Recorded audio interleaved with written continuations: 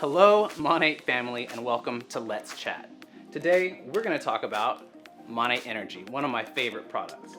And one of the most common questions that we often get about MONAT Energy is, what's the best way to mix it? So I'm going to share with you some tips and tricks that I personally use to ensure that I get the best results. And my first tip is to use a shaker bottle. And the reason that, and obviously I love our MONAT branded shaker bottle, but really any shaker bottle will do. I prefer shaker bottles to water bottles for a few reasons. One, most shaker bottles include some type of cool little ball or spring that bounces around inside the shaker, which helps to mix the powder, and it's going to give you a better result. The other reason that I like shaker bottles as opposed to a water bottle is, where do you usually keep a water bottle? In the refrigerator, and that means the water is cold. Which leads me to my second tip.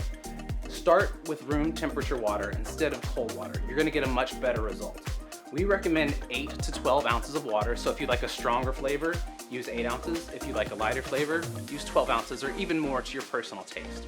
So 8 to 12 ounces of water in your shaker bottle, then you add your MONAT Energy powder, and I usually aim for about 15 shakes. And to me, that's like the magic number where I get the best results. So I'm gonna shake this real quick, 2, 3, 4, and kind of count. I don't count it out loud because that's boring.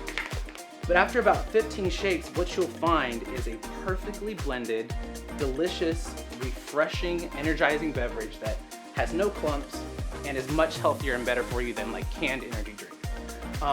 Those are my tips and tricks. Use a shaker bottle, start with room temperature water, and then add your ice afterwards because obviously we all like it to be cool and refreshing. That has been Let's Chat from MONAT Energy. Keep the questions coming.